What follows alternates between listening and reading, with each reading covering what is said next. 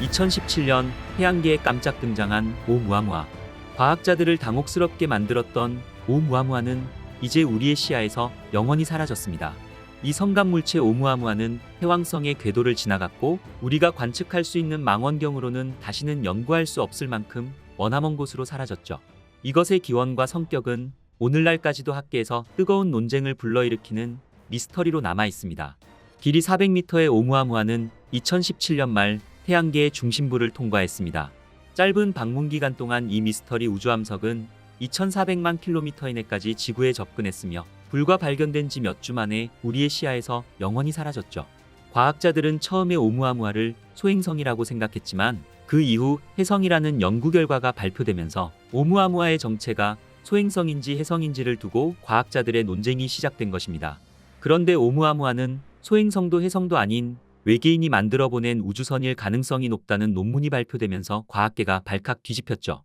처음 발견되었을 당시에도 나사는 천문학계에서조차 외계 비행체로 의심하여 수많은 조사를 했을 정도로 이 천체에 대한 논란은 아주 뜨거웠습니다. 하지만 이 오umu아무아의 변칙적 특성으로 인해 혜성과 소행성 그리고 인공적인 것으로 분류하는 것조차 확실하게 말할 수 없었죠. 과연 오umu아무아는 우주의 천체일까요? 아니면 외계인이 보낸 인공적으로 만들어진 물체일까요? 먼 별에서 날아온 부서진 행성의 조각일까요? 아니면 정말 우연히 지능을 가진 외계 생명체에 의해 의도적으로 우리 태양계로 보내진 외계 기술의 일부였을까요? 놀랍게도 이러한 이론들을 모두 그럴듯하게 제시하는 학자들이 있어 여전히 논쟁 중에 있습니다. 오늘의 우주의 발견은 엄청난 속도로 태양계 중심을 통과하고 설명할 수 없는 가속도로 태양계를 스쳐 지나간 수수께끼 같은 물체 오umu아무아에 대해서 지금까지 밝혀진 과학자들의 이론과 아직도 명확하게 설명할 수 없는 것들에 대해서 지난 몇 년 동안 등장한 새로운 이론들에 대해 알아보겠습니다.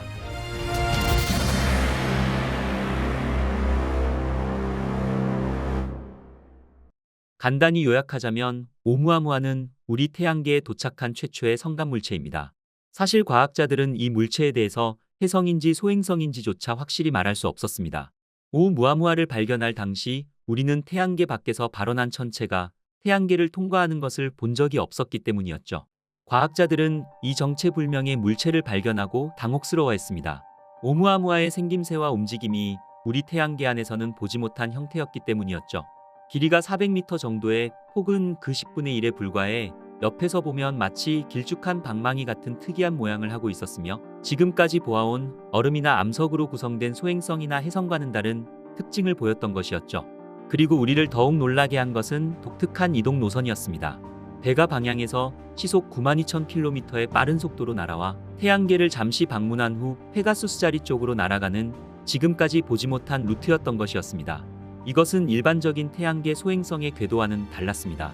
오umu아무아는 2017년 10월 19일 미국 하와이대 연구진이 태양계를 매우 빠른 속도로 지나가는 이상한 천체 하나를 처음 발견했습니다. 이 물체는 미항공우주국 나사 관측 프로그램으로 확인한 결과 최초의 인터스텔라 천체인 성간천체라는 사실이 밝혀졌죠. 국제천문연맹은 이 천체를 하와이 언어인 오umu아무아라는 이름을 붙여주었습니다. 하와이 언어인 오umu아무아를 번역하면 탐색자라는 뜻이지만 국제천문연맹은 이 천체의 공식 명칭을 발표하면서 저 멀리에서 최초로 도착한 메신저라는 표현으로 조금은 다르게 정의하며 발표하였죠. 어느 쪽이든 오umu아무아의 이름은 이 천체가 다른 것들보다 먼저 왔다는 사실을 분명하게 암시한다는 것을 뜻하였습니다. 하지만 오umu아무아를 관측한 지 수년이 훌쩍 지났음에도 그 정체에 대해서는 지금까지도 여전히 명확하게 밝혀내지 못하고 있습니다. 다시 말해서 탐색자를 뜻하는 오umu아무아는 이전에 발견된 모든 혜성 및 소행성들과 비교했을 때 미스터리하고 낯선 천체였던 것이었죠. 오umu아무아의 엄청난 이동 속도는 과학자들에게 궁금증을 자극하기에 충분했습니다. 오umu아무아가 태양계로부터 멀어질 때 태양의 중력에 맞서는 일반적인 천체보다 그 탈출 속도가 훨씬 빨랐던 것이었죠. 과학자들은 이 해답을 찾기 위해 고군분투하였습니다. 행성이나 별과 같은 큰 물체는 혜성과 소행성을 포함한 작은 물체를 가속하는 중력 도움을 줄 수 있지만 오umu아무아는 태양계를 지나갈 때 속도가 무려 태양계 혜성보다 3배 빠른 시속 약 31만 5천 킬로미터로 오umu아무아의 가속도는 이러한 중력 도움으로는 도저히 설명할 수가 없었습니다. 태양계를 향해 날아오는 혜성의 속도는 그 크기에 따라 다르겠지만 2021년 12월 지구를 근접하여 지나간 레너드 해성의 속도가 시속 25만 킬로미터였다는 점을 떠올린다면 오umu아무아의 속도는 정말 놀라운 것이었죠.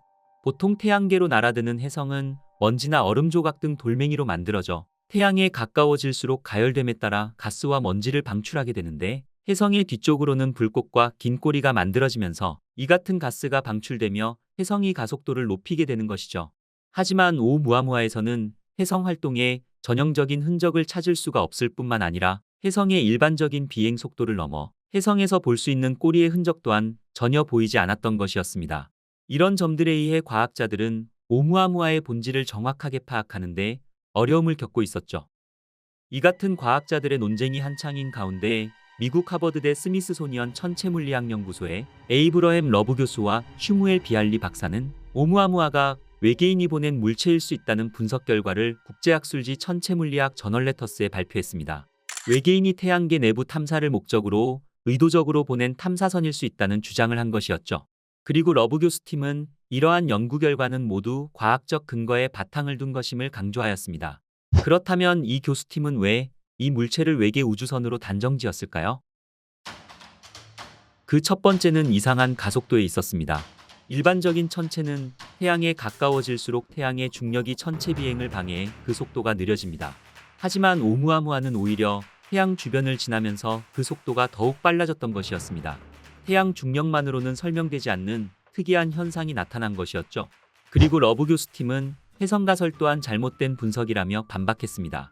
오umu아무아가 태양 가까이 있을 때 표면이 떨어져 나간 것이 관측되지 않았다는 게 그 이유였죠. 만약 표면에서 물질이 떨어졌다면 이동 속도뿐 아니라 오umu아무아의 자전 속도도 동시에 빨라져야 하는데 이런 현상은 일어나지 않았다는 것이었습니다.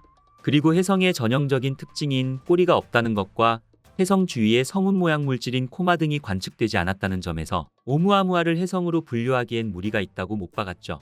반면 러브 교수팀은 오umu아무아가 솔라세일 형태를 띠고 있을 가능성도 제기했습니다. 솔라세일은 얇은 금속막을 범선의 돛 모양으로 만들어 태양빛의 광자를 복사에너지로 연료 삼아 비행체의 속도를 높이는 기술입니다. 결국 태양 복사압이 오umu아무아의 독특한 가속을 만들어냈다는 주장이었죠. 태양 복사압을 연료로 삼는 솔라세일은 실제로 2010년 5월 20일 태양빛이 돛에 부딪힐 때 생기는 힘으로 날아가는 이카로스를 성공적으로 발사한 바 있습니다. 이카로스는 이후 금성을 지나 초속 400m 정도의 속도로 태양 주변을 돌고 있습니다. 그리고 미국 우주기업 스타샷 이니셔티브도 이 같은 기술을 이용하여 2036년 발사된다는 계획을 가지고 있죠.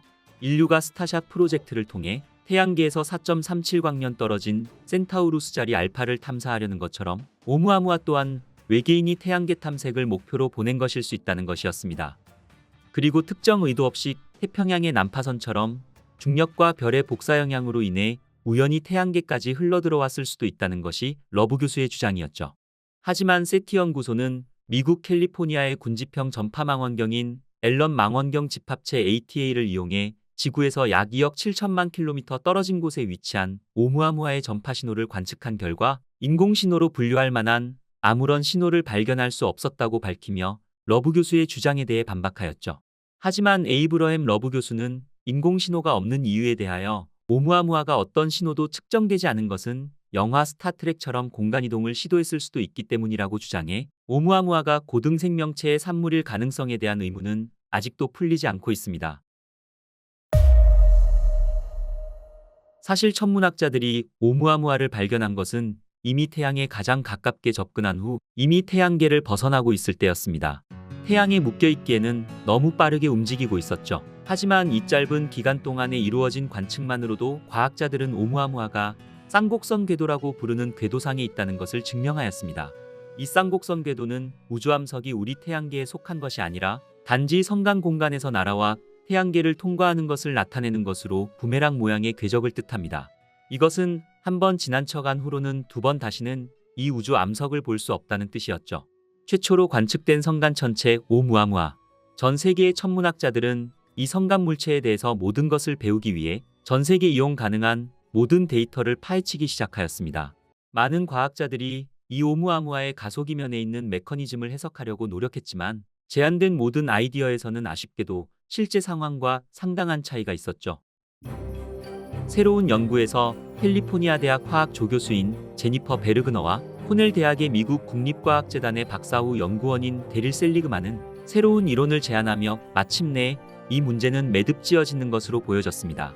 셀리그만 박사는 몇 년 동안 오umu아무아의 가스 방출을 설명하려고 노력해왔습니다.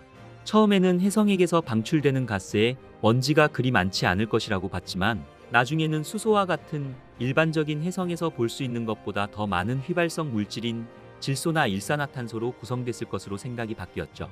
하지만 이런 각각의 설명에는 이론적인 문제점이 여전히 존재했습니다.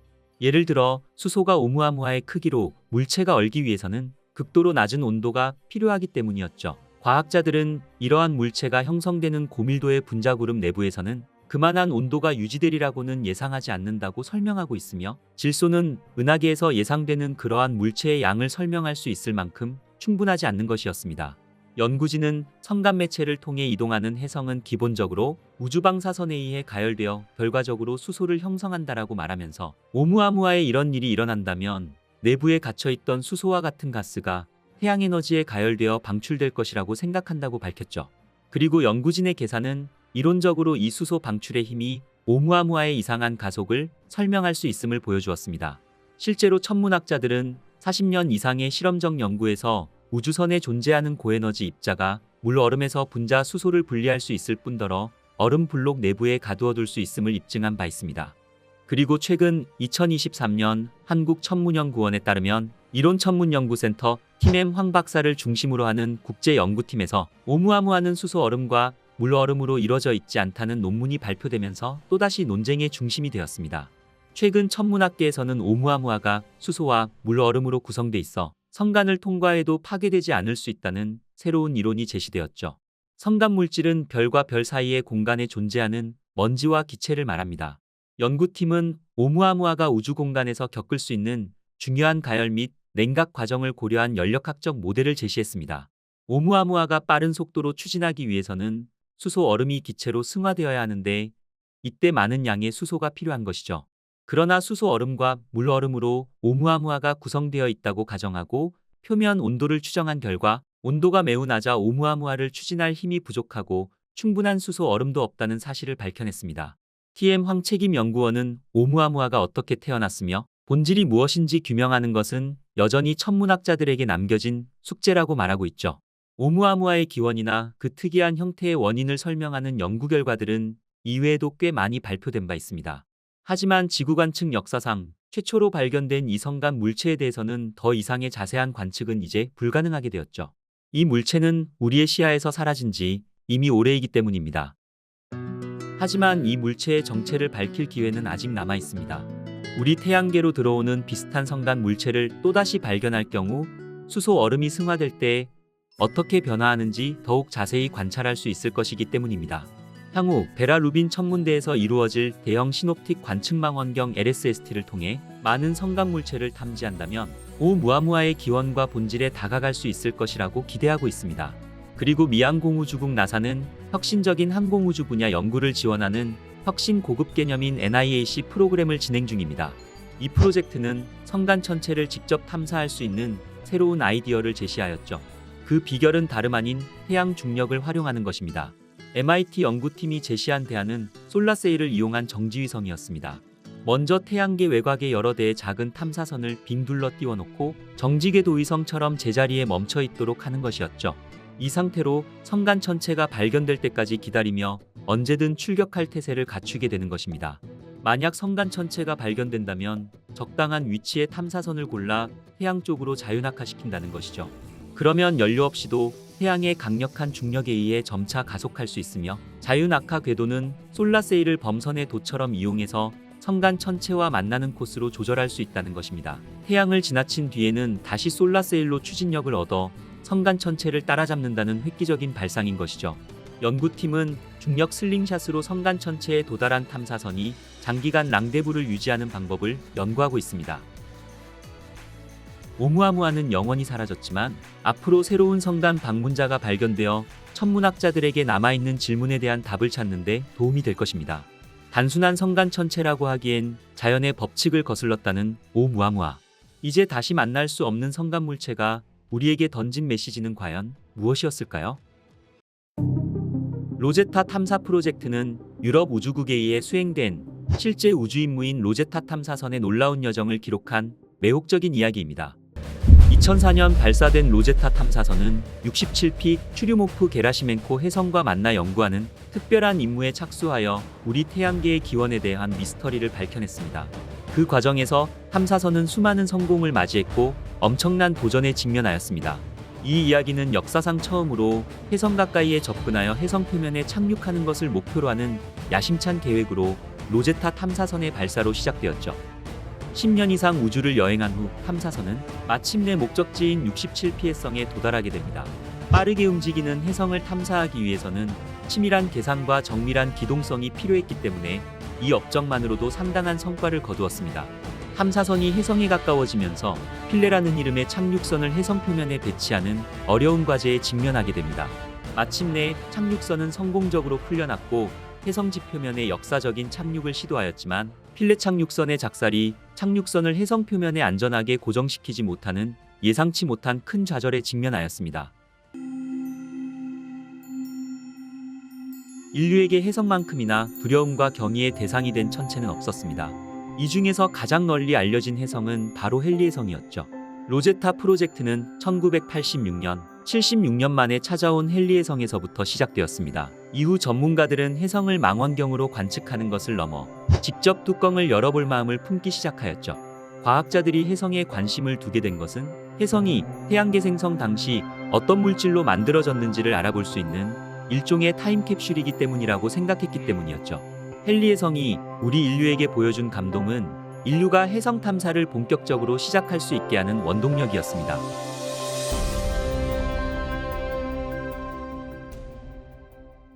유럽 우주국과 미양 공우주국이 혜성에 관해서 본격적으로 관심을 갖기 시작할 때 과학자들은 혜성 탐사 대상을 정하기 시작하였습니다. 1986년 지오토 탐사선은 헨리 혜성에서 불과 600km 정도 떨어진 지점까지 접근했지만 천문학자들은 더 자세한 정보를 위해서는 혜성에 더 가까이 다가가야 한다고 갈망하게 되었죠. 이에 따라 유럽 우주국과 미양 공우주국 나사가 손을 잡고 혜성 지표면에 착륙해 샘플을 채취해서 돌아오는 혜성 탐사 미션을 추진하였으나 나사의 예산 삭감으로 미양 공우주국은 이 프로젝트를 포기하게 되어 로제타 프로젝트는 위기에 빠지게 되었습니다. 하지만 유럽 우주국은 미션을 크게 수정하여 유럽 우주국이 이끄는 단독 프로젝트로 추진하게 됩니다. 축소된 로제타 미션은 혜성에 초근접해서 혜성 표면을 자세히 관측하며 착륙선이 혜성에 도착해 더 자세한 관측을 시행하는 계획으로 다운그레이드되며 수정되었지만 유럽 우주국의 로제타 미션은 여전히 매우 혁신적인 계획이었습니다. 로제타 미션의 첫 번째 목표는 46P 비르타넨 혜성이었습니다. 하지만 로제타 탐사선을 싣고 출발할 예정이었던 아리안5 로켓이 2002년 발사에 실패했고 이에 따라 아리안5 로켓과의 발사는 완전히 취소되는 사건이 발생하게 됩니다. 이 사건으로 인해 탐사선의 목표가 변경되는 것으로 이어졌습니다. 혜성의 특성상 긴 공전 주기를 가지고 있는 혜성의 큰 이심률은 다시 원하는 지점에 도달하기까지 상당 시간 기다려야만 했기 때문에 로제타 탐사선의 목표는 10년 내에 과학자들이 원하는 지점에 접근할 예정인 67P 혜성으로 변경되게 됩니다. 하지만 67P 혜성이 태양과 가장 가까이 접근할 때 지구 궤도에서 매우 가까워지는데 이때 탐사선이 혜성에 도달하게 된다면 혜성이 태양빛을 받아 표면이 증발하면서 혜성의 모습을 제대로 관측하기 어려워집니다. 혜성 주변과 혜성의 대기에 있는 먼지와 가스들이 태양빛을 반사하기 때문이었죠. 보통 지구와 태양까지의 거리의 3배 정도가 되면 태양빛에 반응하게 되고 가스와 먼지를 분출하기 시작하는데 혜성의 중심에 있는 혜성핵은 계속해서 코마 부분의 가스와 먼지들을 공급하게 되어 이로 인해서 혜성의 자세한 관측이 힘들어진다는 것입니다. 따라서 로제타 탐사선은 67P 혜성이 태양 빛을 받기 전에 탐사 위치에 도착해야만 했습니다. 탐사 초기 67P 혜성은 46억 년 전 태양계 형성 당시의 모습을 유지하고 있는 혜성으로 분석되었습니다. 과학자들은 로제타가 이 혜성을 탐사해 자료를 보내오면 태양계의 진화 역사와 생명의 기원을 밝힐 실마리를 찾을 수 있을 것으로 기대하였죠. 그리고 로제타 탐사선과 그의 착륙선 필레의 이름은 고대 이집트가 남긴 비밀의 문을 여는 키였던 로제타 스톤 비문과 이집트의 나일강 상류에 있는 섬 필레에서 발견된 오벨리스크의 비문에서 유래한 이름들로 인류에게 고대 이집트 문명을 알려준 로제타석처럼 로제타 탐사선과 필레 착륙선으로 인해 깊고 깊은 우리 태양계와 우주의 비밀이 풀리길 바라는 마음으로 명명되었습니다. 큰 태양 전지판을 양팔 부분에 장착하고 있는 로제타 탐사선은 실제로 탐사선 중량만으로도 2,900kg 정도 되는 매우 무거운 탐사선이었고, 이를 성공적으로 이동시키려면 매우 큰 예산이 필요했기 때문에 플라이바이 기법을 이용해야만 했습니다. 이는 10년 8개월 동안 우리 태양계 안에서 행성 그리고 소행성 등의 중력을 이용해서 속도를 가속하는 방법인 플라이바이 기법을 최소 6번 이상 적용시킨 탐사였기 때문에 최첨단 기술과 정교한 계산이 뒷받침되어야 함은 물론이었으며, 아주 작은 실수나 예외도 허용되지 않는 엄청난 탐사 계획이었습니다. 여러 시뮬레이션 결과를 바탕으로 가장 이상적인 계획을 세웠으며, 마침내 2004년 지구에서 출발한 로제타 탐사선은 1년 만에 지구에 근접하면서 중력 도움을 첫 번째로 얻었으며, 2년 후에는 화성 표면까지 도달하면서 궤도를 수정하였고, 또다시 2년 후에는 다시 한번 지구의 중력 도움을 얻으며 본격적으로 기나긴 여행을 시작했습니다.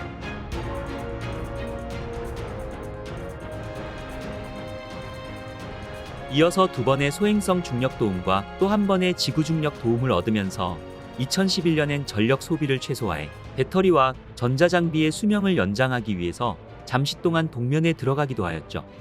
우주 동면은 태양에서 멀어져 태양 전지판을 통해 충분한 에너지를 얻기가 쉽지 않은 우주 공간에서 에너지를 소모하는 과학 탐사 활동이나 지상 교신을 하지 않은 채 우주선이 얼어붙지 않을 정도의 최소한의 열과 알람 기능만 유지한 채 항해하도록 하는 프로그램입니다. 2011년 우주 동면에 들던 당시 유럽 우주국 자료를 보면 처음 시도되는 우주 동면이 안전하게 이루어지게 하는 작업 또한 긴장의 연속이었습니다. 컴퓨터가 정상적으로 꺼져야만 나중에 정상적으로 켤 수 있듯 문제없이 동면에 들게 하기에는 쉽지 않은 일이었습니다. 당시 발표 자료에 따르면 우주 동면 작업은 거의 1년에 걸쳐 이루어졌으며, 먼저 과학 탐사 장비들을 끄는 작업이 이루어지고 이후에 동력 장치를 서서히 끄는 작업이 진행되었습니다. 이 사진은 마지막 신호가 안전하게 끊긴 이후 홀가분한 표정으로 동면 작업 성공을 기뻐하는 연구자들의 표정에서 2011년 6월 당시 사진으로 우주 동면 작업이 얼마나 긴장되는 일인지를 알 수 있을 것 같습니다. 이후 로제타는 지상과 교신 없이 최소 동력만 유지한 채 해성을 쫓아 우주를 항해했습니다. 로제타 탐사선은 동면 중에도 태양 전지판이 태양을 향하도록 프로그램되어 있어 동력을 충전하기 시작했고, 3년 뒤인 2014년 초 로제타의 신호는 8억 7,224km 떨어진 머나먼 우주 공간에서 빛의 속도로 44분 53초가량 날아와 미국 항공우주국의 딥스페이스 안테나에 먼저 수신되었습니다. 로제타 탐사선은 긴 겨울잠에서 깨어난 후 안녕 세상아라는 메시지를 보내며 목표 해성에 도달하기 위한 여정을 다시 시작했습니다. 2004년 3월 발사된 로제타 탐사선은 무려 65억 킬로미터의 대장정 끝에 10년 만인 2014년 8월 시속 66,000km로 움직이는 67P 해성 궤도에 무사히 도착했습니다. 그리고 2014년 8월부터는 마침내 67P 해성을 공전하면서 근접 사진을 촬영하기 시작하였죠. 로제타 탐사선이 촬영한 67P 해성은 생각했던 이상으로 아름다웠고 너무나 신비로웠습니다.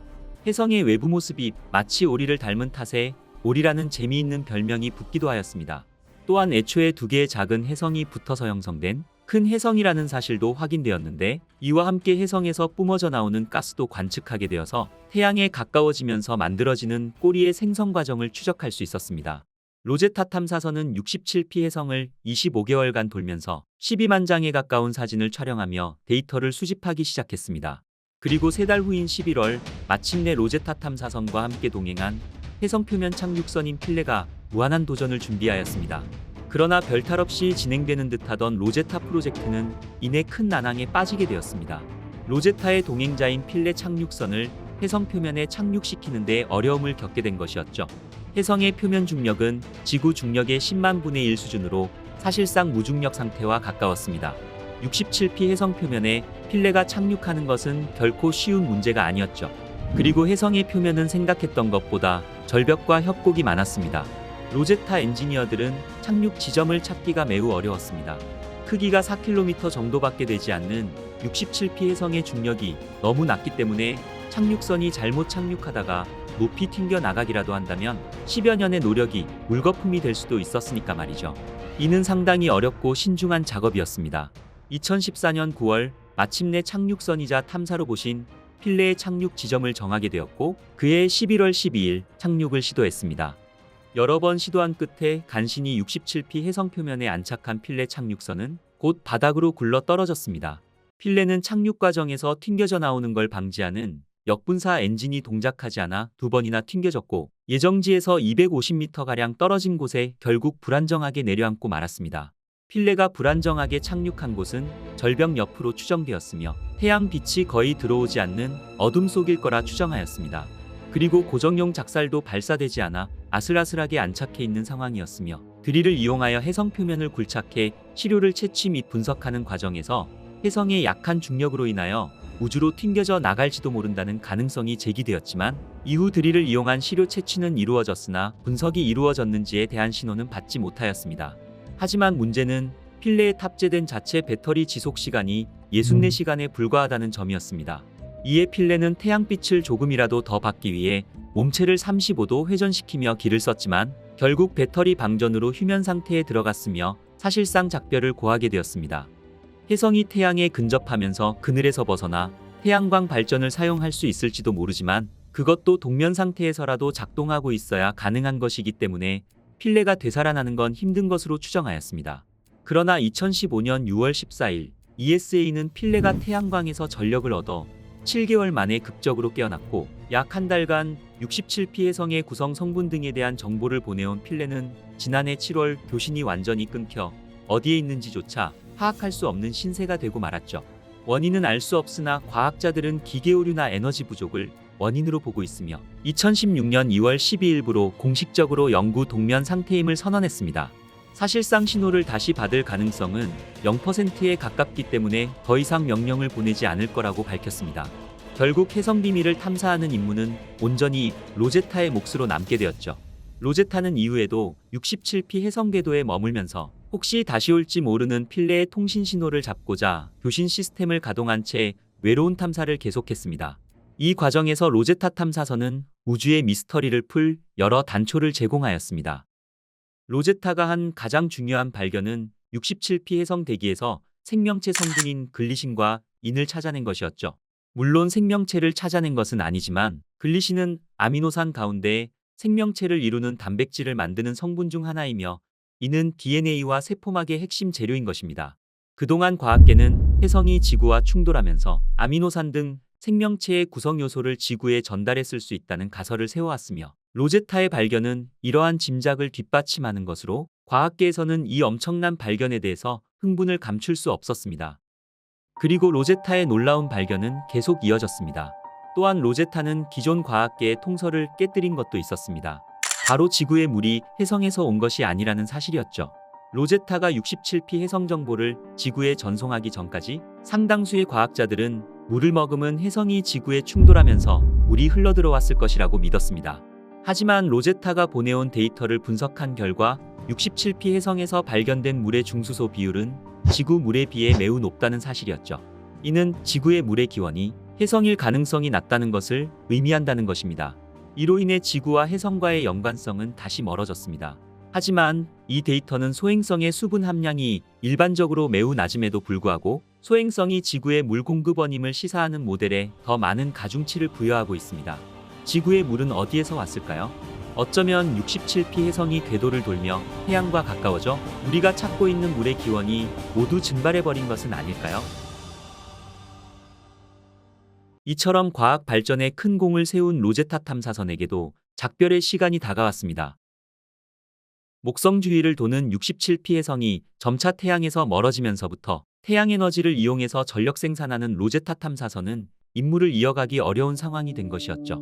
이에 유럽 우주국 ESA는 로제타가 끝내 우주 쓰레기가 될 것이라 판단하였고 그런 상황이 오기 전 로제타를 67피 해성에 추락시키기로 하는 마지막 임무를 결정했습니다. 이는 로제타를 해성에 최대한 접근하게 해 더 많은 정보를 수집하기 위한 결정이기도 하였습니다. 로제타는 그동안 67피 해성 궤도에 머물렀을 뿐 해성 표면을 가까이에 이른 적은 없었습니다. 결국 해성으로의 추락은 로제타 탐사선에게 부여된 최후 임무가 되었습니다.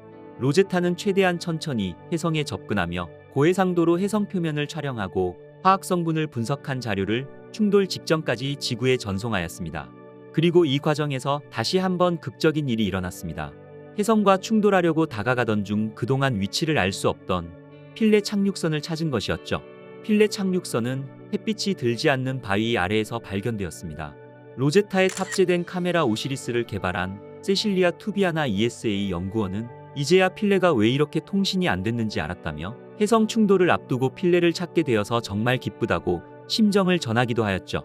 결국 로제타 탐사선은 혜성에 추락하여 충돌 직전까지 11만 6천 장의 사진과 데이터를 지구로 전송한 뒤 12년간의 기나긴 탐사 임무를 완전히 종료하였습니다.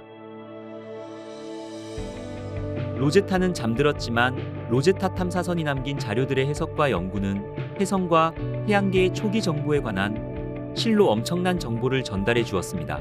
혜성 궤도에 진입한 일 자체가 2014년 과학계의 가장 획기적인 성과로 꼽힐 만큼 로제타와 필레는 혜성에 관한 인류의 궁금증을 풀어냈으며 혜성의 고해상도 표면 사진을 전송해 지리적 특성을 연구하는 데 큰 도움을 준 것은 물론이고 대기에서 탄소 성분이 함유된 유기분자와 핵을 둘러싼 먼지와 가스에서 산소 분자가 다량으로 포함되어 있다는 사실을 밝혀냈습니다.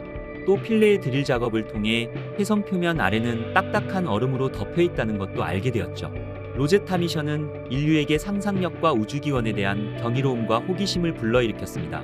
로제타의 성과는 미래 세대의 과학자들과 우주 탐험가들에게 영감을 주었고 우리가 우주로 더 멀리 모험을 하면서 그 너머에 있는 우주의 신비에 대한 해답을 찾는 미래의 우주 탐사 임무에 영감을 주었습니다.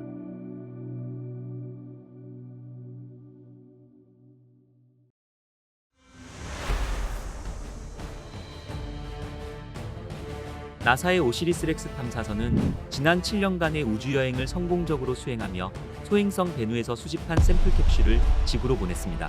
소행성 베누에서 채취한 샘플은 초기 태양계에 손상되지 않은 역사를 담고 있는 타임캡슐과도 같았죠.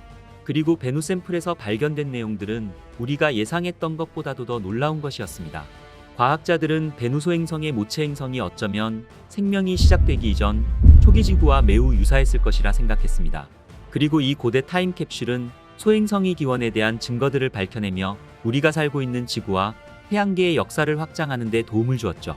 그렇다면 과학자들은 베누 소행성의 샘플에서 어떤 비밀들을 밝혀냈을까요? 그리고 이것이 우리가 살고 있는 태양계와 생명체의 기원에 대한 어떠한 단서를 주었을까요? 과학자들은 이제까지 수집된 가장 큰 소행성 샘플을 분석하기 시작했습니다. 그리고 이미 몇 가지 흥미롭고 놀라운 것들을 발견했죠. 이 귀중한 샘플은 약 7년마다 지구를 근접하여 지나는 소행성 베누에서 온 것입니다. 베누 소행성에서 가져온 샘플은 약 46억 년 전 타임캡슐과도 같았습니다. 그리고 이 베누 샘플은 초기 태양계에 손상되지 않은 역사를 담고 있었죠. 베누 소행성이 특별한 이유는 지구 같은 행성이 처음 형성될 때 존재했던 것들을 포함하고 있었기 때문이었습니다. 지구에서 발견할 수 있는 소행성과 혜성들은 지구의 대기 진입과 충돌로 인해 강한 열과 압력으로 원래 가지고 있던 소행성의 구성 요소들을 변화시켜 태양계 형성을 연구하는 데 어려움이 있었습니다. 하지만 소행성으로부터 직접 샘플을 수집함으로써 이러한 고대 재료를 순수하고 변형되지 않은 상태로 조사할 수 있었습니다. 베누 소행성으로 가는 여정은 2년 4개월이 넘는 시간이 걸렸습니다. 그리고 2018년 12월 3일 마침내 목표에 도착한 오시리스 탐사선은 소행성 주위를 도는 궤도로 진입했죠. 1999년 베누가 발견된 이후 소행성 베누의 모습에 대한 첫 번째 단서는 아레시보 천문대에서 얻었습니다. 그 후 오시리스 렉스 탐사선이 베누로 향하면서 소행성은 몇 개의 작은 픽셀에서 놀라울 정도로 험준한 소행성의 모습을 확대해서 볼 수 있었습니다. 오시리스 탐사선은 2018년 12월 3일 소행성에 도착해 소행성 주변을 돌며 수년간의 탐사를 시작했습니다. 이 탐사선은 건물 크기의 바위들을 발견하며 소행성 표면을 5cm 픽셀의 해상도로 촬영하기 시작했죠. 그리고 베누를 관찰하는 동안 과학자들은 몇 가지 예상치 못한 발견들을 하게 됩니다. 오시리스 탐사선이 발견한 것은 베누 소행성 표면에 있는 바위 파편들이 우주로 튕겨져 나가는 모습을 포착했죠. 이것은 소행성에서 자연 위성들이 우주로 튕겨나가 소행성의 궤도로 들어가고 다시 표면으로 돌아오는 위성들의 전체 생애 주기를 관찰할 수 있었습니다. 오시리스 탐사선은 베누 소행성을 지구와 우리의 달보다도 더 잘 촬영했습니다. 이것은 매우 고해상도 데이터를 사용해 소행성 표면을 놀랍도록 선명한 모습을 시각화할 수 있었죠. 이번 탐사 미션의 가장 흥미롭고 긴장감 넘치는 부분은 아마도 2020년 10월 20일 샘플 수집 미션일 것입니다. 오시리스 탐사선은 터치앤고 샘플 수집 메커니즘을 사용해 소행성 표면에 잠깐 접촉하여 샘플을 수집했죠. 그리고 오시리스 탐사선은 탐사선 본체에 부착된 로봇팔로 지구 반환 캡슐에 넣었습니다. 베누 소행성의 지름은 겨우 0.5km의 작은 소행성으로 로봇팔은 거의 무중력 상태에서 샘플을 수집해야만 했습니다. 그리고 오시리스 탐사선에게는 단 한 번의 기회만 주어졌죠. 마침내 탐사선은 나이팅게일이라 명명된 장소에서 소행성과 접촉했을 때 질소가스를 분출하여 소행성 표면 물질을 자극하며 샘플 수집을 진행했습니다. 나사가 계획한 최소의 샘플 크기의 요구사항은 60g이었지만 베누와의 6초의 짧은 접촉으로 무려 121g의 샘플을 수집할 수 있었습니다. 이것은 나사가 예상했던 것보다 2배 이상의 샘플량에 해당했죠. 오시리스 탐사선은 7년간의 우주여행 끝에 지구로 돌아왔습니다. 정확히 말하자면 특별한 화물을 반환하기 위해서였죠. 오시리스 탐사선은 2023년 9월 24일 지구에서 약 10만 킬로미터 떨어진 지점에 도달했을 때 샘플 반환 캡슐을 지구대기로 방출했습니다. 그 후 오시리스 탐사선은 지구와의 충돌을 피하며 새로운 미션을 시작하기 위해 추진기를 점화했죠. 이것은 완벽하게 계산된 미션이었습니다. 그리고 반환 캡슐 또한 약 600평방킬로미터 크기의 유타 사막의 목표를 맞추기 위해 정확한 시간과 정확한 각도에서 이루어져야만 했죠. 캡슐은 시속 43,000km의 무서운 속도로 지구를 향해 돌진하며 지구 대기권에 진입했습니다. 끓는 듯한 열기를 가진 캡슐이 대기를 가로질러 스쳐 지나갈 때 캡슐의 표면 온도는 약 2700도에 달하는 최고 온도에 도달했습니다. 이것은 태양의 표면 온도의 절반에 해당할 정도로 엄청난 열기입니다. 캡슐 내부의 120g 샘플은 PICA 차폐막이라는 열보호 시스템 덕분에 이러한 극한 온도로부터 보호받을 수 있었습니다. PICA 차폐막은 캡슐의 운동 에너지의 99% 이상을 제거하며 샘플의 온도를 75도 이하로 유지해 주었죠. 이 차폐막은 일종의 소모성 열차 폐제로 지구로 재진입하는 우주선을 보호하기 위해 외부의 보호층을 사용하는 방식으로 작동합니다. 우주선이 대기를 통과할 때 극심한 마찰을 경험하면서 엄청난 열이 발생되는 것이죠. 이때 차폐제의 온도가 상승하면 외층이 연소되는 소모 과정이 일어납니다. 그리고 이 과정에서 열차 폐제는 녹으며 기화되면서 이 가스들이 우주선에서 열을 빼앗아가는 것이죠. 이러한 차폐제는 반환 캡슐 내부로 열이 전달되는 것을 방지하며 소행성 샘플을 안전하게 유지할 수 있습니다. 지구로 진입한 지 몇 분 후 캡슐은 충분히 감속해 2개의 낙하산 중 첫 번째 낙하산을 방출했습니다. 지상에서는 약 16km 떨어진 지점에서 레이더가 캡슐의 위치를 고정하며 최종적으로 착륙할 지점에서 약 10m 이내로 추적할 수 있었죠. 캡슐은 마지막 1.5km 하강 구간에서 두 번째 낙하산이 펼쳐져 착륙 속도를 시속 18km로 줄였습니다. 캡슐이 지구 대기를 뚫고 들어온 순간부터 유타주의 험준한 사막에 착륙하기까지는 단 10분 만에 이루어졌죠. 수년간의 계획과 몇 달간의 특별 훈련, 여러 번의 리허설 끝에 나사의 회수팀은 헬리콥터를 이용해 반환 캡슐과 그 내용물을 확보할 수 있었습니다. 그리고 며칠 후 나사의 존슨 우주센터에서 과학자들이 샘플 반환 용기의 뚜껑을 열자 놀랍고도 흥미로운 광경을 마주쳤습니다. 과학자들이 처음으로 본 것은 샘플 캔스터의 항공전자 장비 데크에 있는 검은색 가루와 모래 크기의 입자들이었죠. 이 먼지들은 샘플 캔스터의 내부를 덮었을 뿐만 아니라 전자장치가 있는 데크 외부에도 퍼져 있었습니다. 이 광경을 목격한 과학자들은 순간 이해할 수 없었습니다. 완벽하게 밀폐되어 있는 샘플 캡슐 안에 어떻게 소행성의 잔해와 먼지들이 들어갈 수 있었을까? 하지만 곧 나사의 엔지니어들은 그 원인을 바로 알아볼 수 있었죠. 나사의 엔지니어 팀에 따르면 베누 소행성에 착륙했을 때 오시리스 렉스 탐사선의 짧은 접촉만으로도 소행성 표면에서 충격파가 발생되었고 이로 인해 베누 표면의 특정 물질이 우주로 방출되었다는 것입니다. 그리고 그중 일부 물질들은 오시리스 렉스 탐사선이 소행성에서 후퇴할 때 뒤따라 붙으며 탐사선의 외부 표면에 달라붙었다는 것이죠. 처음 샘플을 열었을 때 과학자들은 이것이 베누 프로젝트가 잘못될 수 있다는 불안감이 엄습했죠. 하지만 다행히도 베누 샘플의 대부분은 안전하게 밀봉된 상태로 남아 있었습니다. 그리고 추가로 가져온 보너스 물질들은 베누 프로젝트의 연구자들이 추가적으로 분석할 수 있는 뜻밖의 행운이 되었죠. 그렇지만 이 추가 물질들은 과학 연구에는 사용될 수는 있었지만 내부 샘플에 담긴 물질만큼 순수하지는 않았습니다.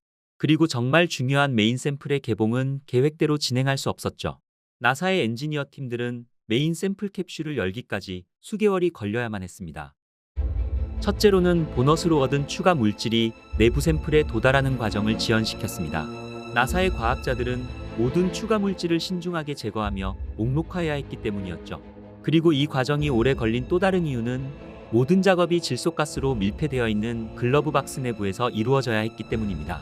우주에서 가져온 소행성의 샘플이 지구의 산소와 수증기와 같은 지구의 다른 가스와 반응하지 않도록 한 것이었죠. 하지만 이 청정한 환경은 샘플이 오염되지 않도록 하기 위해 필요했지만 이 섬세한 작업은 과학자들을 더욱 어렵게 만들었습니다. 그리고 더 주된 원인은 메인 샘플을 분해하는 과정에서 발생했죠. 이 과정은 터치 앤 고 샘플 수집 메커니즘이라고 불리며 샘플 캡슐을 고정하고 있는 35개의 나사 중 2개의 나사가 기존 도구로 제거할 수 없었던 것입니다. 문제의 2개의 나사는 소행성에서 추가로 들어온 먼지로 인해 나사선이 벗겨진 상태였습니다. 과학자들은 식은땀이 났을 것입니다. 만약 배누까지 힘든 여정을 마치고 캡슐을 성공적으로 회수했지만 이 샘플을 실제로 열 수 없다는 것은 상상하기조차 싫은 일이었을 테니 말이죠. 그렇지만 나사의 엔지니어 팀들은 즉시 필요한 도구를 발명하기 시작했습니다. 그리고 이 도구 또한 샘플을 오염으로부터 보호하기 위해 특정 등급의 비자성 외과용 스테인리스 스틸로 제작되었죠. 나사의 엔지니어 팀들은 맞춤형 비트가 장착된 새로운 드라이버와 같은 도구를 제작한 후 테스트를 거쳐야만 했습니다. 그리고 마침내 모든 시간과 노력이 결실을 맺었습니다. 반환 캡슐이 지구에 착륙한 지 3개월하고도 15일이 경과된 후 나사의 큐레이터 팀들은 이 새로운 도구들을 사용해 캡슐의 내부 물질에 접근할 수 있었습니다. 그리고 51g의 순수한 배누 물질이 드디어 드러났죠.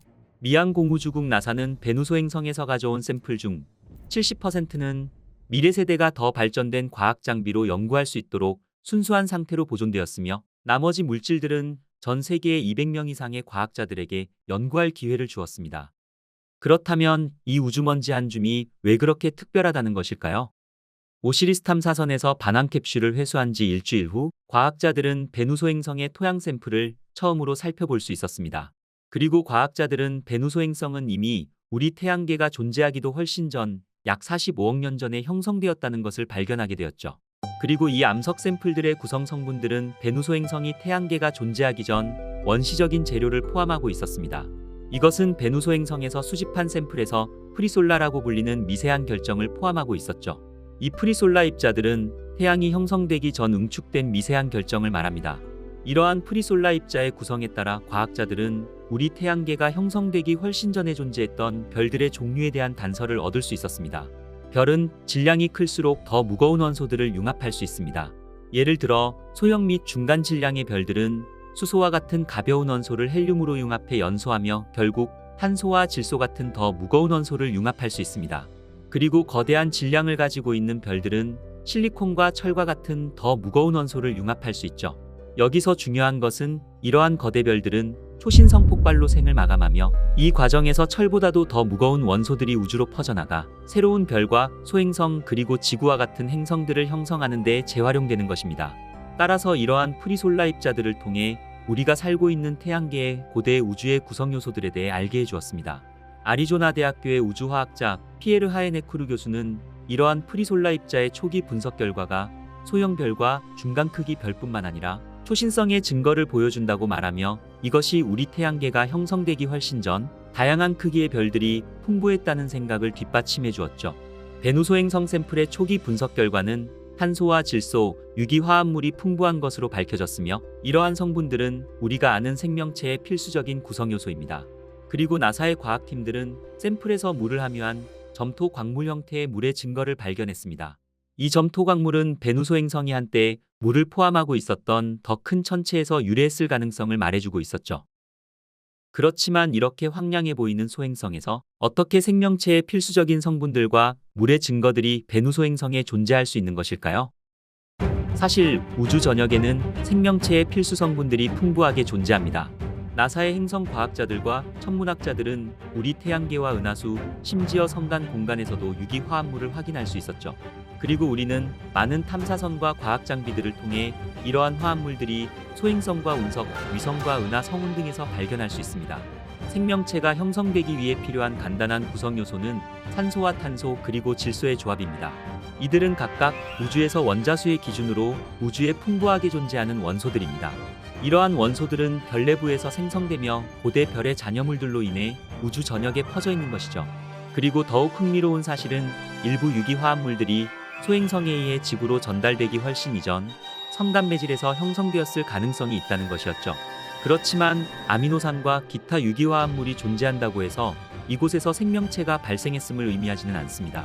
실제로 대기가 없고 온도 또한 영하 73도에서 116도까지 변동하는 소행성에서는 생명이 발전하기에는 그리 환영받는 장소는 아닐 것입니다. 오히려 유기화합물의 존재의 발견은 생명체의 구성 요소가 우주 전역에 풍부하다는 것을 의미했으며 소행성 베누에서 발견된 것 또한 그 추가적인 증거를 말해주고 있는 것입니다. 베누 소행성 샘플이 생명체가 어떻게 시작되었는지를 직접적으로 설명하지는 않지만 단순한 화학과 생명으로 이어지는 복잡한 생물학 사이에 연결점을 찾는 데 도움을 줄 수 있는 중요한 단서를 제공할 수 있었습니다. 베누 소행성에서 이러한 분자를 발견한 것만으로도 흥미로웠지만 베누 샘플의 분석 결과는 지구의 물의 기원이라는 가장 큰 미스터리 중 하나를 해결할 수 있는 단서 또한 제공하였죠. 오랫동안 과학자들은 혜성이 지구 물의 주요 공급원이라고 생각했습니다. 그러나 최근 연구에 따르면 혜성의 화학적 조성이 지구의 바다의 물과 일치하지 않는 것으로 나타나게 됩니다.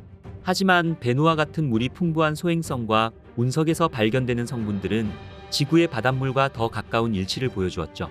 이 새로운 발견은 지구의 물이 혜성이 아니라 이러한 소행성과 같은 우주함석에서 왔을 수 있을 가능성을 보여주었습니다. 런던 자연사박물관 과학자 사라 러셀 교수는 베누 샘플이 수화광물로 주로 구성되어 있다고 언급하며 이것은 베누가 한때 물을 품고 있던 큰 천체의 일부였을 가능성을 제시하였죠. 그리고 베누 샘플은 시간이 지남에 따라 물이 존재해야만 발생하는 동적 변화를 나타내는 증거들로 가득 차게 됩니다. 이것은 물이 증발한 후 남겨진 점토 광물이나 소금과 같은 것들에서 나타나는 것이었죠. 베누 샘플에는 세르펜타인이라는 광물이 포함되어 있었으며 이것은 지구의 중간 해령에서 발견되는 암석과 유사했습니다.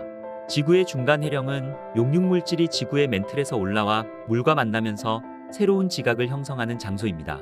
베누 샘플 또한 지구의 열수 분출구 근처에서 형성될 수 있는 피로호타이트를 포함하고 있었죠. 그리고 더욱 놀라운 사실은 오시리스 렉스의 과학팀이 샘플에서 DNA의 필수 성분인 인산염을 발견했다는 것입니다. 이러한 수용성 인산염의 존재는 수십억 년 전 베누 소행성이 더 큰 진흙덩어리의 일부였거나 지질 활동이 활발한 행성에서 유래되었다는 가능성을 말하는 것이었죠. 하지만 베누 소행성이 물이 풍부한 고대 행성에서 유래하였다는 결정적인 증거는 아직 없지만 로완 대학교의 지질학자 해롤드 코널리 교수는 베누 샘플이 시간이 지남에 따라 따뜻한 물의 증거가 발견되며 베누의 모체 행성은 적어도 10km 이상이거나 혹은 더 클 수 있음을 나타낸다고 발표하게 됩니다. 그리고 이 같은 화합물은 토성의 위성 엔셀라두스와 유로파와 같이 얼음으로 덮인 위성에서 유래했을 수도 있습니다. 이것은 다시 한번 베누가 한때 생명체의 필수적인 성분을 포함한 고대 바다세계의 행성 조각일 수 있음을 시사한 것이었죠. 그렇다면 만약 이것이 사실이라면 베누 소행성은 모체 행성에서 어떻게 떨어져 나왔을까요? 천문학자들의 한 가지 주요 이론에 따르면 베누 소행성은 약 30억 년 전 모체 행성에서의 대규모 충돌로 인해 산산조각 났다는 것이었습니다. 이 충격으로 인해 행성의 조각들은 우주로 뿌려졌으며 이 조각들 중 하나가 결국 베누 소행성이 되어 지구 궤도로 이동했다는 것입니다. 외부 태양계에서의 긴 여정은 지구와 같은 암석형 행성에 물과 탄소, 유기화합물을 전달하는 데 중요한 역할을 했을 것입니다. 그리고 만약 이러한 이론이 사실이라면 베누 소행성의 역사는 지구 생명체의 기원과 깊은 연관성을 가지고 있다는 것이었죠. 이와 같이 베누 소행성을 연구하는 것은 지구 형성과 생명체에 필요한 핵심 성분들이 어떻게 태양계를 가로질러 운반되었는지를 엿볼 수 있는 중요한 자료인 것입니다. 우리는 이미 태양계와 태양 주위를 도는 행성이 어떻게 형성되었는지에 대해 꽤 좋은 이론을 가지고 있지만 이번 베누 소행성의 순수한 우주먼지와 암석들을 연구하면서 현재 우리가 정석으로 알고 있는 지식을 보정하며 재조정할 좋은 기회가 될 것입니다. 오시리스 탐사선의 임무는 아직 여기서 끝나지 않았습니다. 오시리스 탐사선은 베누 샘플 캡슐을 지구대기로 방출한 뒤 약 20분 후 탐사선은 엔진을 점화해 새로운 임무로 전환하였죠. 이제 이 탐사선은 새로운 목표인 아포피스 소행성을 향해 탐사선의 새로운 이름인 오시리스 아펙스로 변경 후 2029년에 도달할 아포피스 소행성을 탐사할 것입니다. 새 임무를 받은 오시리스 탐사선은 2029년 6월부터 18개월 동안 아포피스의 표면을 지도하며 지구로 접근 중인 아포피스 소행성에서 일어나는 변화를 관찰할 것입니다. 그리고 이 탐사선은 마지막으로 베누 탐사 미션에서 가장 인상적인 탐사 미션을 반복 수행하며 아포피스의 표면에서 아포피스 표면의 암석과 먼지를 일으키는 실험을 할 예정입니다. 하지만 베누 소행성에서와는 달리 아포피스 소행성에서는 샘플을 수집할 수 없지만 이 기동 미션을 통해 지구를 근접 통과하는 소행성 표면 아래에 있는 물질들을 살펴볼 것입니다. 그리고 훗날 소행성 베누와 아포피스 소행성이 지구와 충돌할 가능성이 있다는 이야기를 들었을 것입니다. 하지만 그 확률은 1700분의 1보다 낮은 아주 미미한 가능성이므로 우리가 걱정할 필요는 거의 없습니다. 그렇지만 과학자들은 1700분의 1보다 낮은 확률이지만 만에 하나의 불확실성에 대해 연구하며 베누와 아포피스 소행성의 미래 궤도에 대한 불확실성을 크게 줄일 수 있는 더 정밀한 추적 정보를 탐구할 것입니다. 2022년 9월 26일 미 항공우주국 나사가 보낸 우주선이 지구에서 1100만 킬로미터 떨어진 소행성과 충돌하는 데 성공하였습니다. 이것은 지구로 날아오는 소행성의 위험으로부터 인류를 지키는 지구 방어 시스템의 가능성을 확인한 것이었죠. 다트 프로젝트는 소행성으로부터 충돌 위협이 있을 때 지구를 보호하기 위해 시작된 프로젝트입니다. 인류 사상 최초로 우주 탐사선을 소행성에 충돌시키는 실험에 성공하면서 세기의 우주 충돌 실험은 소행성의 위험뿐 아니라 그 가치만으로도 관심이 커지게 되었죠. 냉장고 크기만한 이 작은 우주선은 무게 610kg으로 초당 6km의 속도로 소행성에 충돌하였습니다. 소행성은 약 3톤의 TNT에 해당하는 충격을 받았고 우리는 이 엄청난 소행성 충돌 실험에 대한 모든 것을 영상과 사진 자료로 모두 기록하였죠. 이번 시험 발사로 나사는 지구와 충돌 가능성이 높은 소행성들을 어떻게 지구로부터 빗나가게 할지에 대한 자료를 얻었으며 또 소행성과 우주선을 충돌시켰을 때 소행성 궤도에 얼마나 영향을 미칠 수 있는지도 파악할 수 있게 되었죠. 지구 밖 1100만 킬로미터에서 이루어진 실제 소행성 충돌 프로젝트인 다트 미션에 대해서 알아보겠습니다. 5, 4, 3, 2, 1 and liftoff of the Falcon 9 and DART on NASA's first planetary defense test to intentionally crash into an asteroid. 다트 우주선은 2021년 11월 24일 반덴버그 공군기지에서 스페이스X의 팰컨 9 로켓에 실려 발사되었습니다. 다트 프로젝트는 인류에게 치명적 피해를 줄 수 있는 소행성과 지구 충돌을 막기 위해 소행성 궤도를 인위적으로 바꾸는 초유의 지구 방어 실험인 것입니다. 과거에도 수명이 끝난 우주선이 행성에 충돌한 적이 있지만 처음부터 충돌을 목적으로 발사된 우주선은 다트 미션이 처음이었습니다. 이 실험이 성공하게 된다면 충돌 효과로 인해 디모르포스 소행성 궤도가 약간 느려지고 궤도가 영구적으로 변경될 수 있는 것입니다. 이것은 작은 변화일지 모르지만 시간이 지남에 따라 소행성의 궤도에 장기적으로 큰 영향을 미칠 수 있는 중요한 실험이었습니다. 이번 충돌 실험 대상인 소행성 디모르포스는 직경 160m로 수년 전 공룡을 멸종시켰던 10km 크기의 소행성보다는 훨씬 작은 크기지만 지구와 충돌할 경우 지금까지 사용된 가장 강력한 핵무기보다 6배는 더 강력한 300메가톤 이상급의 에너지를 방출할 수 있을 만큼 엄청난 위력을 가진 소행성입니다. 물론 디모르포스 자체는 우리에게 위협이 되지 않지만 이러한 기술이 발달된다면 6500만 년 전 비조류 공룡들을 멸종시킨 소행성 칙술루브와 같은 대격변 사건으로부터 지구를 구할 수 있는 가능성이 높아지는 것이죠. 이론적으로 지구에 도달하기 수년 전에 위험한 소행성을 식별할 수 있다면 우리는 그것을 우리에게 완전히 빗나가게 할 수 있을 만큼 미리 대비할 수 있는 것을 말하는 것입니다. 우리는 인지하지 못하고 있지만 놀랍게도 매일 평균 100톤에 가까운 소행성들이 지구로 떨어지고 있습니다. 물론 그 크기가 작아서 거의 모든 소행성들이 지구 대기의 마찰로 인해 소멸되기는 하지만 그중 1m 정도의 크기를 가진 몇 개의 소행성들은 실제로 지구 곳곳에서 관측되고 있습니다. 직경이 수십 미터에서 수킬로미터 정도 되는 소행성은 그 빈도수가 훨씬 더 적기는 하지만 언제든지 지구와 충돌할 가능성이 있는 것입니다. 1908년 지름 약 50m 크기를 가진 소행성이 러시아 시베리아에 떨어졌을 때 서울 면적의 3배가 넘는 지역이 영향을 받았으며 무려 8천만 그루의 나무들과 2000제곱킬로미터의 산림이 사라졌고 수천 킬로미터 떨어진 영국 런던에서도 폭발음이 들릴 정도로 엄청난 것이었습니다. 폭발의 위력은 일본 히로시마에 투하된 원자폭탄의 최대 1000배에 달하는 것으로 추정되고 있으며 2013년 2월 러시아 첼야빈스크주에서 발생한 운석 폭발은 15m에서 20m로 추정되는 작은 소행성이었지만 무려 수천 명의 부상자와 재산 피해를 초래하였습니다. 그리고 더욱 소름 끼치도록 무서운 사실은 지구대기에 들어오기 직전까지 아무도 발견하지 못한 것이었습니다. 심지어 지상에서 관측할 수 있는 수준이 되어서야 맨눈으로 확인할 수 있었으며 소행성의 충돌 모습들은 차량 블랙박스 영상으로 확인할 수 있었죠. 미얀공우주국은 1998년부터 지구와 충돌할 가능성이 있는 소행성을 찾아 추적하기 시작하였고 약 3만 개의 소행성을 식별해 왔습니다. 하지만 다행히도 그중 어느 것도 우리에게 위협을 주는 소행성은 없었죠. 그러나 미얀공우주국이 실제로 포착한 소행성은 전체 소행성의 일부에 불과합니다. 지구에 충돌했을 경우 심각한 위험을 초래할 수 있는 140m 크기 이상의 소행성들은 약 2만 5천여 개가 있을 것으로 추정하고 있으며 이 중 50%도 안 되는 만여 개만이 확인되어 추적 감시 중인 것입니다. 하지만 나머지 15,000개는 아직 발견조차 하지 못하고 있는 것이죠. 이는 지구를 위협할 수 있는 소행성들을 배제할 수 없는 상황임을 말하고 있으며 이러한 사실들을 대비할 수 있는 일환으로 시작된 것이 바로 다트 미션입니다. 과학자들은 소행성의 위협을 심각하게 받아들이고 있으며 이번 다트 미션이 그토록 중요한 이유인 것입니다. 그렇다면 태양 주위를 돌고 있는 수많은 소행성 중에서 왜 하필 디모르포스가 이번 임무의 목표가 되었을까요? 다트 우주선이 충돌하게 될 디모르포스는 쌍소행성계의 작은 천체로 그리스어로 쌍둥이를 뜻하는 모체 디디모스와 약 1.2km밖에 떨어져 있지 않은 소행성 주위를 도는 위성입니다.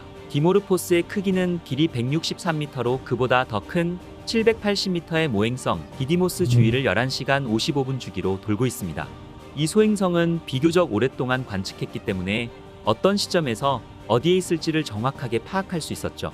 2022년 10월 4일 향후 40년 중 디모르포스는 지구에 가장 근접할 것으로 예측되는 시점이었습니다. 하지만 실제 충돌은 2022년 9월 27일에 이루어졌죠. 그 이유는 이 시기에 디모르포스가 지구에서 가장 가까운 지점에 있었으며 소행성 충돌 결과를 지구에서 더 명확하게 관측하기가 좀 더 효과적이었기 때문이었습니다.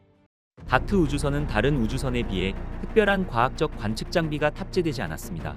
다트 우주선의 크기는 가정에서 사용하는 냉장고 크기 정도이고 무게는 610kg에 불과하며 2개의 롤이 탑재된 금속 상자 형태의 우주선으로 제작되었습니다.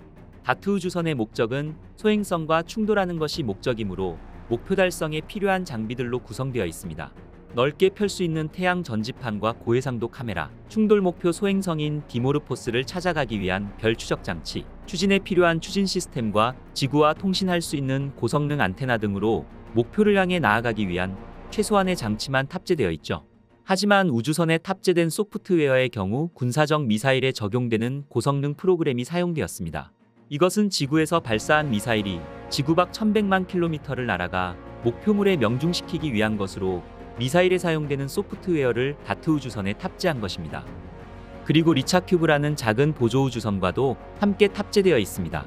함께 탑재되어 있는 리차큐브는 소행성 충돌 직전에 배치될 더 작은 큐브셋입니다. 이탈리아 우주국 ASI에서 만든 이 작은 큐브셋은 충돌 직전과 충돌 순간 그리고 이후 상황을 모니터링하며 그 모습을 포착하는 임무를 가지고 있죠. 약 610kg에 달하는 작은 크기의 탐사선 다트는 약 10개월간 우주를 향해하며 1100만 킬로미터 떨어진 목표 지점까지 초속 6.6km의 속력으로 디모르포스를 향해 날아갔습니다. 충돌 일주일 전 다트 우주선에 탑재되어 있던 작은 큐브셋인 리차큐브가 분리되었습니다. 다트 우주선은 충돌 4시간 전 약 9만 킬로미터 밖에서 마지막 경로 조정을 하며 스마트 자율항법 비행체제로 완전히 전환해 관제팀의 지시 없이 다트 우주선에 탑재되어 있는 카메라에만 의존하여 스스로 목표 지점으로 향해 돌진하였습니다. 나사가 예상한 성공 가능성은 10%가 채 되지 않았습니다. 총알의 6배가 넘는 속도인 초속 6.6km로 날아가는 우주선을 지구 밖 1100만 킬로미터 떨어진 거리에서 고작 160m 간역에 명중시킨다는 것은 결코 쉬운 일이 아니었습니다. 만약 디모르포스에 충돌하지 못하고 그냥 지나간다면 연료 절약 모드로 전환해 2년을 더 기다려야만 했죠. 다트 우주선은 점점 목표 지점으로 다가갔고 다트 우주선이 디모르포스에 근접하면서 소행성의 실제 사진을 지구로 송출하였습니다. 다트 프로젝트 연구진들에게는 긴장되는 순간이었습니다. 충돌 직전 디모르포스의 표면이 점점 선명해지면서 확대되고 작은 돌 하나까지 구분할 수 있을 정도로 선명하게 보이는 마지막 순간, 다트 우주선이 소행성과 충돌하며 지구로 송출하는 사진이 끊어졌습니다. 다트 미션 팀들은 일제히 환호하며 기뻐하였습니다. 일반적으로 탐사선과의 신호가 끊긴다면 문제가 있다는 것을 의미하지만 이번 다트 미션에서는 성공적으로 임무가 수행되었음을 의미하는 반가운 신호였던 것이었죠.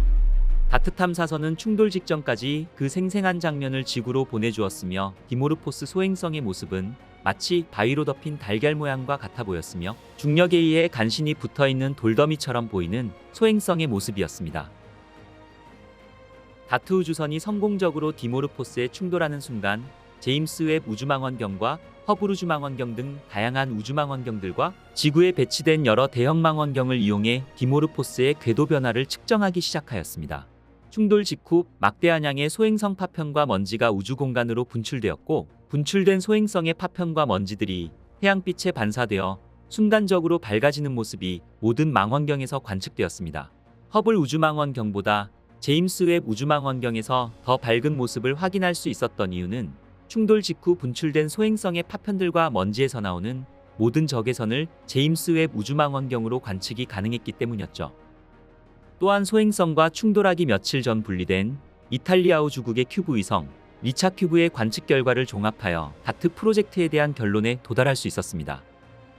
나사의 연구팀들은 다트 우주선이 디모르포스와 충돌할 경우 디모르포스의 공전 주기를 약 7분에서 11분 정도 단축시킬 것으로 예측하였지만 충돌 후 분석을 통해 관측된 새로운 공전 주기는 11시간 23분으로 무려 32분이나 짧아졌다는 것을 확인할 수 있었습니다. 이것은 나사의 예상보다도 충돌의 영향이 훨씬 더 컸다는 것을 의미하는 결과인 것이었습니다. 이후 과학자들은 다트 미션으로 충돌이 남긴 여파를 분석하였으며 이러한 방법이 얼마나 효과적인지 궁극적으로 다트 미션으로 소행성의 위협으로부터 지구를 구할 수 있는지에 대해서 분석하였습니다. 이번 네이처지에 실린 연구 결과는 충돌 마지막 순간과 이 충돌이 소행성에 어떠한 영향을 미쳤는지에 대해 자세하게 설명해 주었습니다. 발표된 연구에 따르면 탐사선의 소행성 충돌 때문에 소행성 궤도가 축소되었으며 현재 디모르포스는 충돌 전보다 32분 더 빠르게 궤도를 돌고 있음을 밝혀졌습니다. 이는 지구로 향하는 위험한 소행성이 발견될 경우 이를 탐사선과 충돌시키는 임무를 통해 지구에서 멀어지게 할 수 있음이 가능하다는 의미인 것입니다. 그리고 우주선의 궤적 데이터와 충돌 직전의 소행성 표면 사진을 결합했으며 이를 통해 다트가 초속 6km 이상의 속도로 디모르포스를 향해 돌진할 때 가장 먼저 부딪힌 부분은 태양 전지판 중 한 부분이었고, 이 패널은 폭 6.5m의 바위에 부딪혔음을 알아냈습니다. 이 충돌로 인해 디모르포스는 최소 1000톤에 달하는 암석들이 분출되었고, 이 파편들은 소행성 뒤로 수만 킬로미터에 걸쳐 소행성의 꼬리를 형성하였습니다. 이것은 마치 혜성과 같은 모습이었습니다. 수많은 망원경들은 소행성의 꼬리가 이동하고 진화하는 과정을 몇 주에 걸쳐 관찰했으며 허블 우주망원경은 충돌 후 사라진 두 번째 꼬리까지 감지하기도 하였습니다. 다트 탐사선은 소행성 중심에서 약 25m 떨어진 지점에 충돌하여 충돌의 힘이 극대화되었음을 확인하였습니다. 충돌 때문에 많은 양의 소행성 잔해가 바깥쪽으로 날아갔으며 이러한 충돌에 대한 힘의 반동은 소행성의 이전 궤도에서 더 멀리 떨어졌으며 이 잔해들의 분사로 인하여 디모르포스의 추가 추진력이 다트 탐사선에 의해 부여된 추진력보다 4배에 달했다고 추정하였습니다. 미항공우주국은 단 하나의 소행성에 이 기술을 시연했지만 과학자들은 이 결과가 미래에 있을 위험에 광범위하게 적용될 수 있다고 주장하며 이 충돌 실험으로 과학자들의 아이디어가 맞았다는 것을 증명하였습니다. 하지만 다트 프로그램 과학자인 톰 스태틀러 박사는 이 실험에서 많은 결론을 내리는 것은 불가능할 것이라고 밝히기도 하였으며 소행성의 구성물질과 외형 등 다양한 모습을 가지고 있는 소행성들은 늘 다양한 방법으로 태양과 행성들을 공전하고 있기 때문에 소행성에 대한 단 한 번의 실험이 모든 소행성에 유사하게 대비될 것이라고 예측하는 것은 자칫 위험할 수 있다고 말하기도 하였죠. 소행성이나 혜성 등 지구 근접 천체로부터 지구를 지켜내기 위해 가장 중요한 것은 빨리 더 많은 천체들을 찾아내는 것입니다. 다트 미션을 통해 그 가능성을 본 소행성 방어 기술 또한 결국에는 지구에 접근하는 위험한 천체들을 얼마나 빨리 찾아낼 수 있는가에 달려있기 때문인 것이겠죠. 유럽 우주국 ESA는 2026년 말 디디모스와 디모르포스의 후속 연구를 위해 헤라 탐사선을 쏘아 올릴 것을 발표하였으며, 헤라 탐사선이 디모르포스에 도착하게 된다면 다트 미션에 따른 충돌의 여파를 더 자세히 살펴볼 수 있을 것입니다. 오늘의 우주의 발견은 지구를 근접하는 소행성에 충돌하여 소행성의 궤도를 바꾸는 다트 미션에 대해서 알아보았습니다. 오늘 보신 우주 이야기가 재미있으셨다면 영상 후반의 정주행 영상을 클릭하셔서 다양한 우주 이야기를 즐겨보시길 추천드립니다. 그리고 구독과 좋아요 한 번씩만 눌러주시고요. 저는 또 재미있는 우주 이야기를 가지고 다시 찾아뵙겠습니다. 끝까지 시청해주셔서 감사합니다.